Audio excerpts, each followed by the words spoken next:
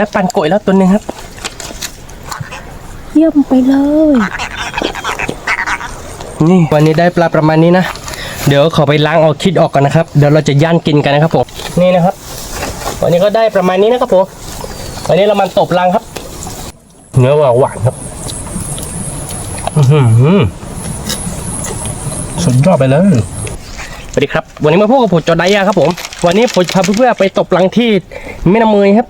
ตอนนี้น้ำลงแล้วครับผมเราดูกันว่าเราจะได้หรือเปล่าครับวันนี้ผมเอาเหยื่อมาหลายอย่างนะครับผมเอาเหยื่อไส้เดือนด้วยเหยื่อปลานีด้วยครับผมแล้วก็เหยื่อปลากบด้วยครับเอามาหลายอย่างครับผมอันนี้มันเป็นปลาล้างครับผมส่วนอีกอันนึงก็เป็นขนมปังครับเราดูกันว่าใช้เหยื่อ3เหยื่อเนี่ยอันไหนมันจะดีกว่านะครับเราดูกันนะครับผมเดี๋ยวตอนนี้ต้องไปขูดเหยื่อก่อนนะครับไส้เดือนยังไม่ได้ขูดนะครับจะลองเบรกเล่นๆอักหนึ่งนะทุกคนเดี๋ยววันไว้ข้างๆนึงครับผมไม่รู้ว่าจะมีปลังขึ้นมาหรือเปล่านะครับถ้ามีปลังขึ้นมาก็หวังว่าคนน่าจะกรีดไส้เดือนนะทุกคน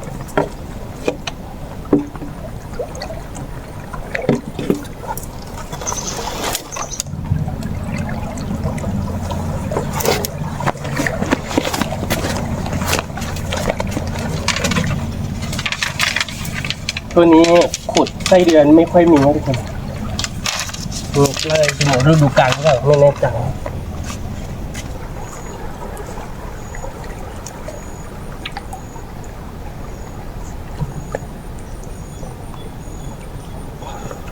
เราดูกันนะครับใช้เบ็ดไม้ไผ่ครับทุกคนวันนี้ขุดไส้เดือนไม่ค่อยมีครับเดี๋ยวจะใช้เหยื่อขนมปังก็ได้เราดูกันครับ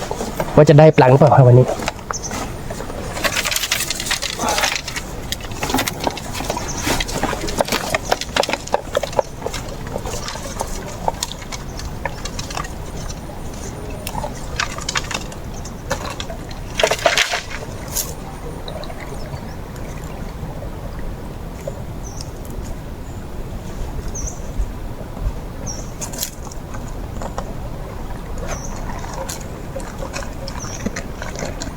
อันนี้เหยื่อขนมปังนะครับทุกคน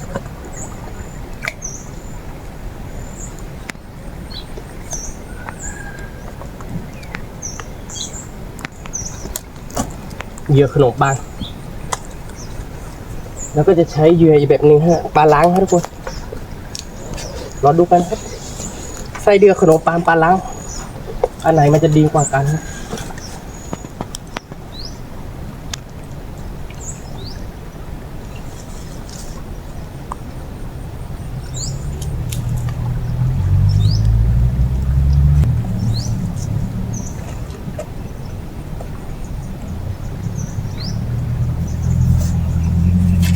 ไม่รู้ว่าขนมปังหมดหรือยัง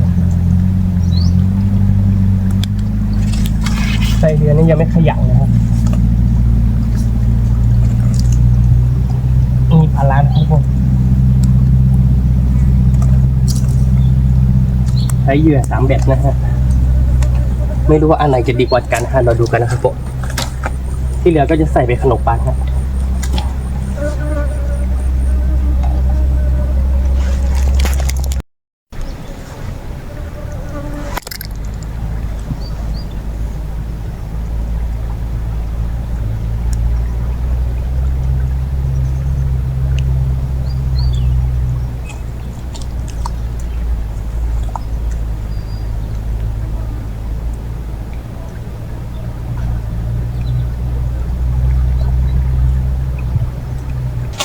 นี่ทุกคนได้แล้วตัวนี้ตัวแรกของเรามาแล้วครับผมตัวไม่ได้ใหญ่มากนะ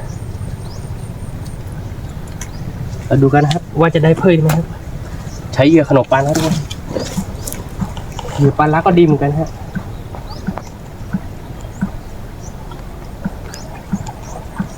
เหยื่อปลาล้าก็ดีครับทุกคนปลาล้าเนี่ยหมดเร็วเหมือนกันนะ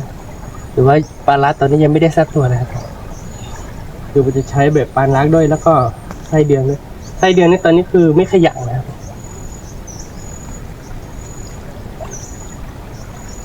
เดี๋ยวจะลองใส่ใหม่นะ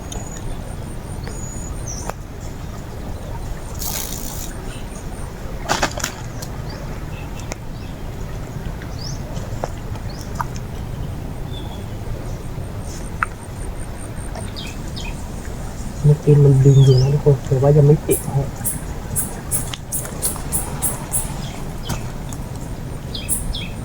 พอเหยื่อหมดแล้วทุกคนว้าวปันกดครับปันกดทุกคนปันกดได้ปันกดแล้วตัวหนึ่งครับเยี่ยมไปเลย นี่ เดือนที่สองเหยื่อปลาลังครับทุกคนเหยื่อปลาลังได้1 ตัวเหยื่อขนมปลาได้1 ตัวนะครับเหยื่อปลาลังแน่ใช้ปันกดฮะวันนี้2 ตัวแล้วครับผม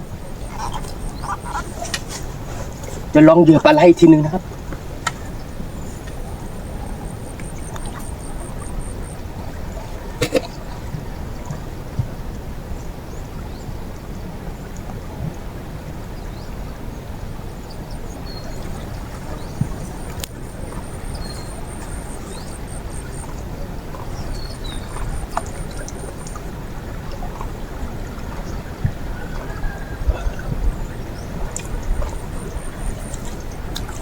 หรือว่าเหยื่อหมดแล้วเนี่ยโอ้โหหมดแล้วนี่นะ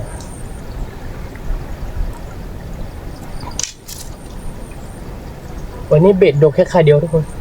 โดกคันใหญ่คันเดียวฮะคันอื่นยังไม่โดงนะครับผม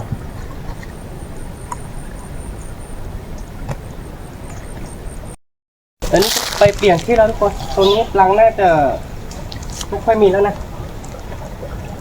เหยื่อหมดแล้วครับเดี๋ยวเราจะไปใส่ข้างบนกันฮะ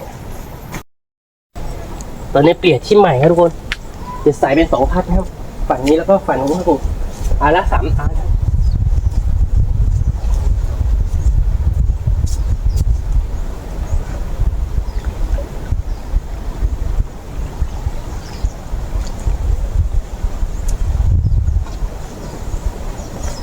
เบะยาวคันละ1 ลังแล้วก็เบะหรือว่า1 คันฮะเบะสั้นคันละ1 คันครับทุกคนเนี่ยเบะยาวครับ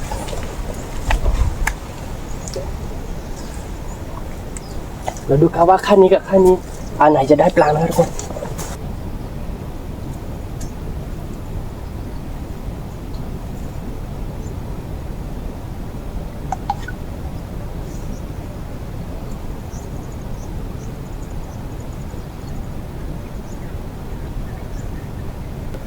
ทุกคนเบ็ดติดแล้วโอ้เหยื่อหมดเลยครับเหยื่อหมดเลยทุกคนไม่ติดทุกคน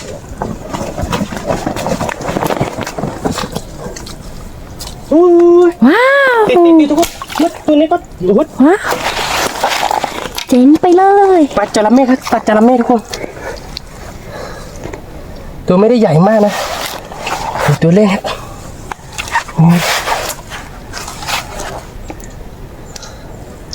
ฝั่งนู้นก็เหลืออีกอันนึงนะทุกคน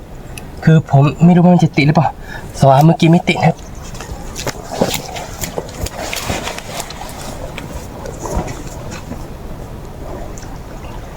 โอ้โหไม่ติดครับทุกคน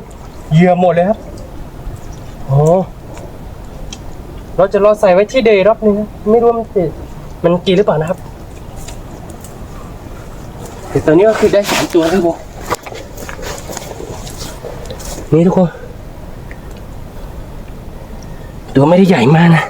ตัวนี้ตัวใหญ่อยู่ครับ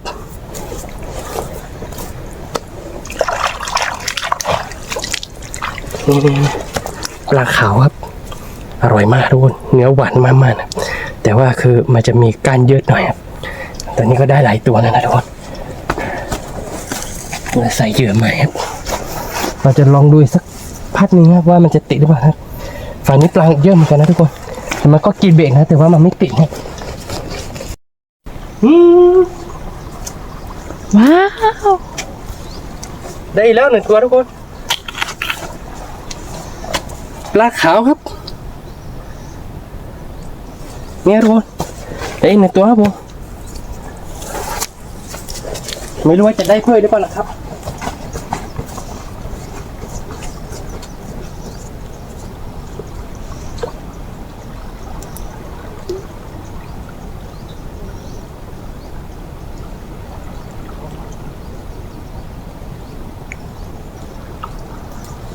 ผมไม่ติดเลยอะเหยื่อหมดเลยครับ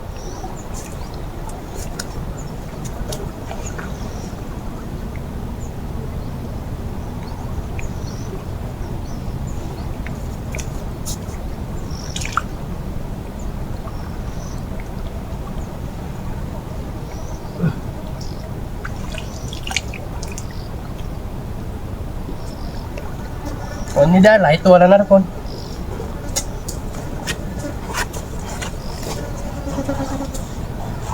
เดี๋ยวรออีกสักพักหนึ่งครับวันนี้ก็ได้หลายตัวแล้วนะครับผมเราดูกันนะครับว่าจะได้เพิ่มหรือเปล่านะครับวันนี้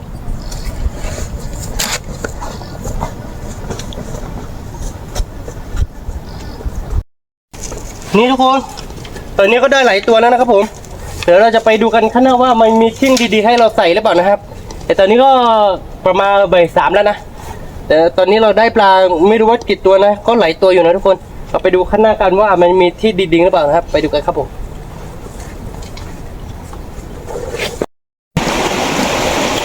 ตอนนี้เปลี่ยนที่ใหม่แล้วครับทุกคนเราดูปลาบ้านตัวนี้เราจะขึ้นมาหรือเปล่านะครับเพราะว่ามันมีลำห้วยเล็กๆลงมาแบบนี้ปลาจะขึ้นมาก็ได้นะครับจะลองใส่เหยื่อเป็นขนมปังก็ได้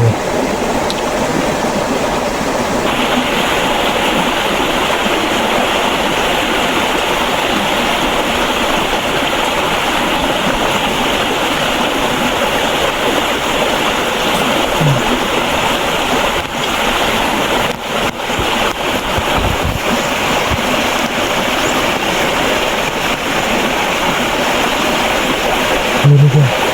เมื่อกี้ระหว่างที่เราไถ่ไม่ขาดนี่มันโดนตัวนึงนะตัวใหญ่ครับคือมันดูเด็กเพื่อจะหักแต่ว่าพอดึงขึ้นไม่ได้ครับผมไม่ได้โกหกนะครับพอดึงขึ้นแล้วมันเด็กนะครับตัวน่าจะใหญ่มากๆทุกคนมาดูเขาว่ามันกินเหยื่ออีกรอบหนึ่งหรือเปล่า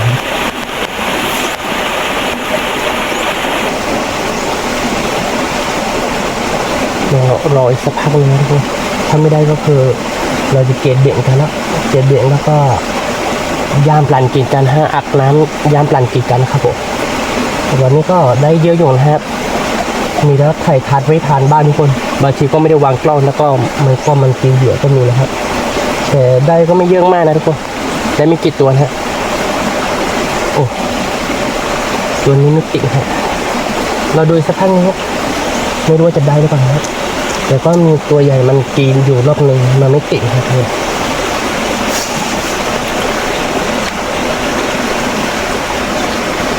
มันก็มีปลามันกินนะแต่ผมไม่แน่ใจว่าปลาตัวเล็กหรือตัวใหญ่ยังไม่ดึงแบบว่ามันแรงเหนือรอบที่แล้วนะทุกคนถ้ามันดูรอบนี้ไม่ควรจะดูให้ขึ้นครับ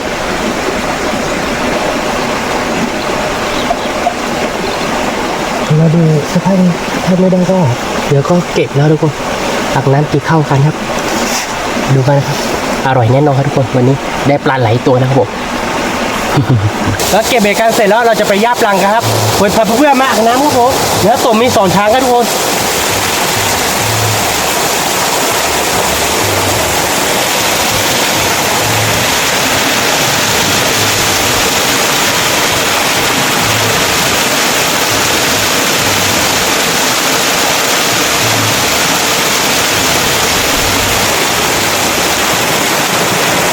ใกล้ๆข้าวขา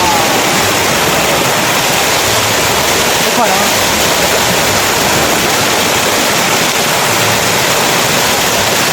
น้ำเย็ดมากๆนะครับผม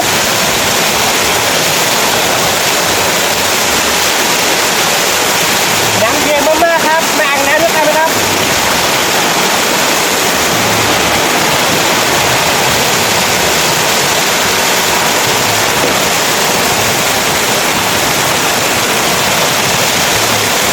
เราไปย่าปลากีกันครับว่าเราได้ปลากี่ตัวมาดูกันนะครับผมแล้วจะล้างปลาก่อนนะครับอย่างงั้นครับผมนี่ครับเพื่อนๆวันนี้ได้ปลาประมาณนี้นะเดี๋ยวขอไปล้างเอาคิดออกก่อนนะครับเดี๋ยวเราจะย่างกินกันนะครับผมเราดูกันว่ามันจะอร่อยขนาดไหนครับผมดูกันนะครับขอไปล้างก่อนนะครับ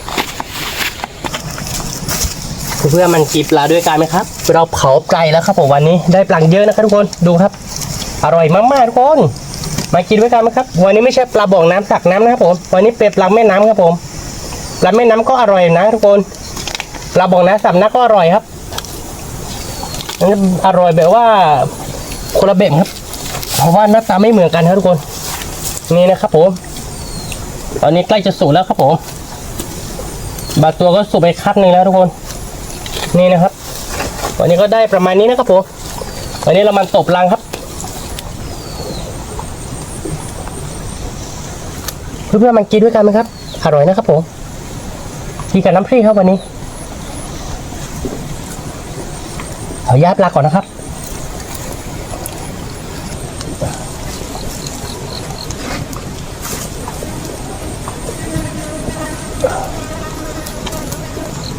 ทุกคนตรงนี้ก็สุกไปหลายตัวแล้วนะครับผมนี่ครับ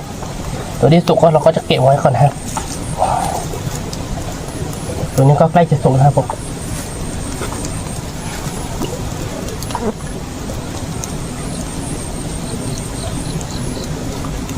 โอ้โหร้องทุกคนร้องปรากฏนี้ยังไม่สุกฮะคือเราจะย่าเบเร็วๆหน่อยครับทุกคนเบนี่ก็ได้ครับ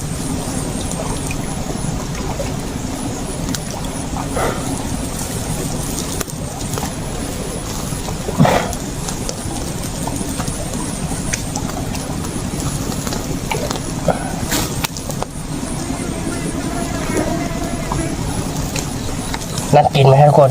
แล้วนี้ก็ไหลตรงนะครับผม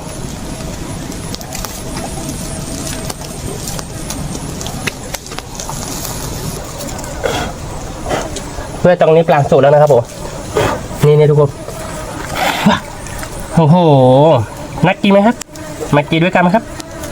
นี่เพื่อนๆมากินด้วยกันครับผมวันนี้ไม่มีมะนาวครับทุกคนเอามะกรูดมาครับมะกรูดจะอร่อยหรือเปล่าไม่รู้นะ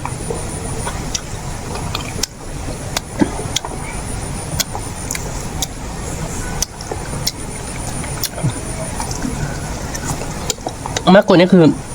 เปรี้ยวมากทุกคนก็หอมนะครับมาดูกันนะครับว่าน้ำพริกของเรามันจะอร่อยขนาดไหนครับวันนี้ใส่มะกรูด2 ลูกนะครับ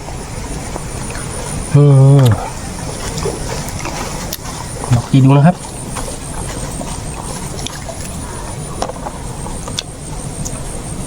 สุดยอดครับกินกับปลาตัวใหญ่ๆครับทุกคนจะอร่อยขนาดไหนนะครับเนื้อหวานมากทุกคนหวานมากครับหวานจัดครับ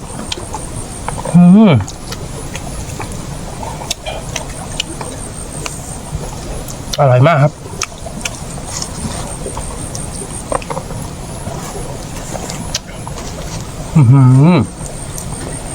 เพื่อน้ำพริกนี่ถ้าเราใส่มะกรูดเนี่ยรสชาติมันจะเปรี้ยวๆหนึ่งครับคือมันจะหอมครับถ้าเป็นมะนาวเนี่ยจะไม่หอมนะครับทุกคน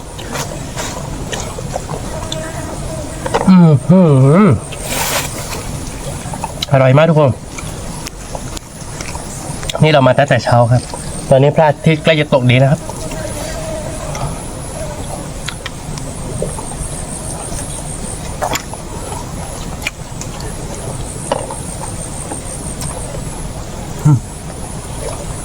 เนื้อหวานมากครับ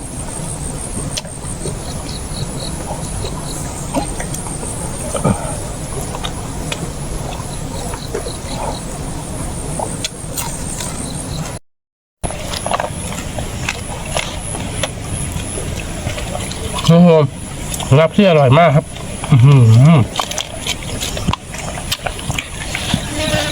พี่แดงจ้วนครับตัวใหญ่ทุกคนอาจจะไหม้นิดนึงครับ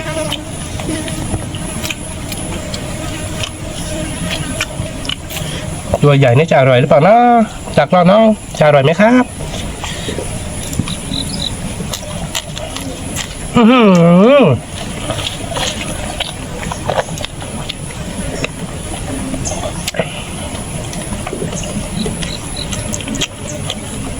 พี่เขาเรียกครับไหมครับ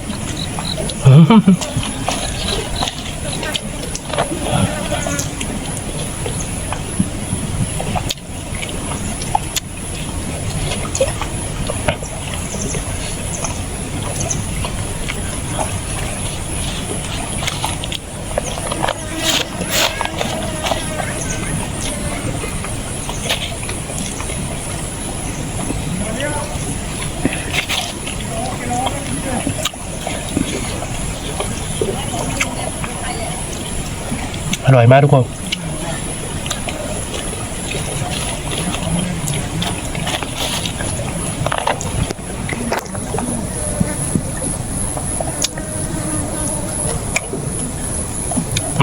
อือหืออือหือ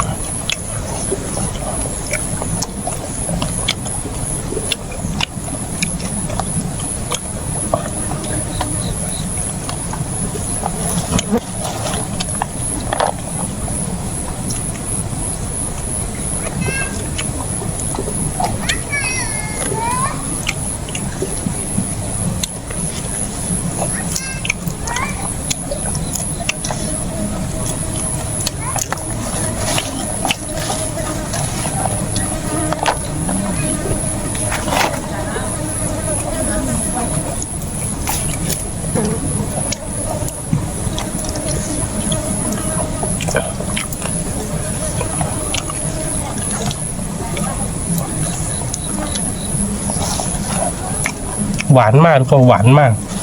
หอมมาก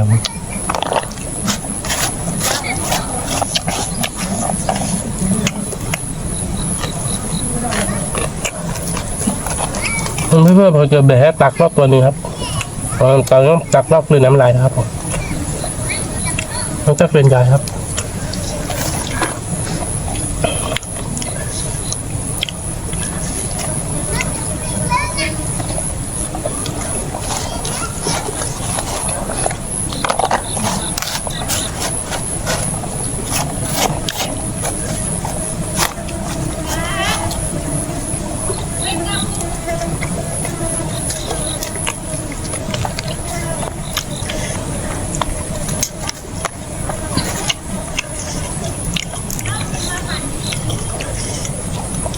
ช่วงนี้ช่วงหน้าหนาวทุกคนถ้าอยากจะมาหาปลาที่แม่น้ำเมยถ้าจะมาตกปลาเนี่ยต้องมาตั้งแต่เช้าครับแต่พงมาเนี่ยไม่ค่อยเช้านะทุกคนถ้าแบบมาตั้งแต่เช้าตรงประมาณ6 โมงกว่านี่ใช้ได้แล้วทุกคนปลามันจะขึ้นมาลิตรเยอะนะ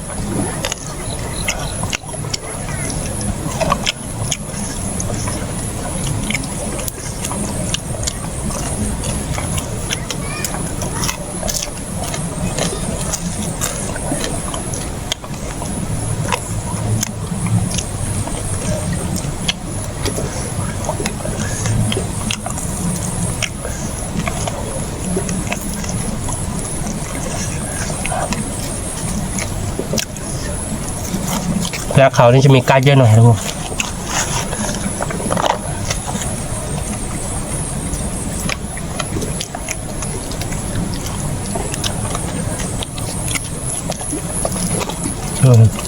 เนื้อหวานครับสุดยอดไปเลย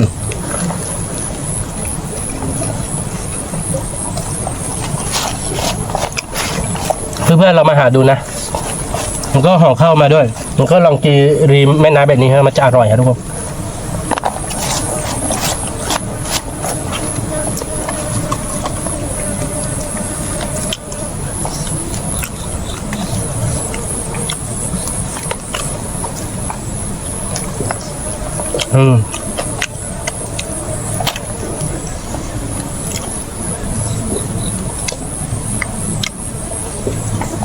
หวานมากๆทุกคนหวานมาก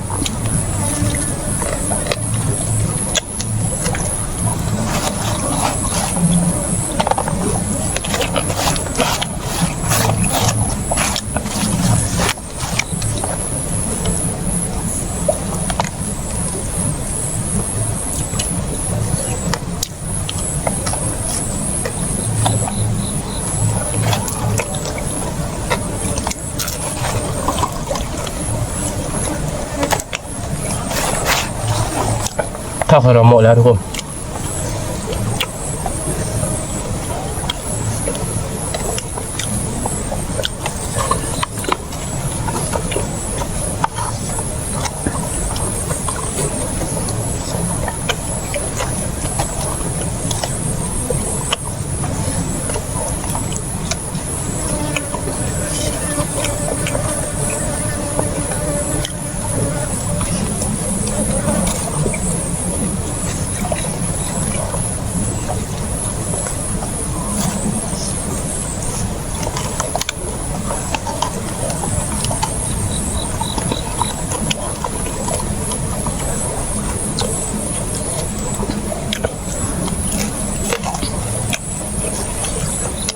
พื่อนๆคนไหนแต่มันเที่ยวบ้านเราก็แต่มาหาปลาก็มาได้นะครับยินดีทุกคนครับ เพื่อนๆอยากจะไปเล่นน้ำตกไหมครับ ที่นี่ก็มีน้ำตกนะครับมันเป็นน้ำตกธรรมดาครับทุกคน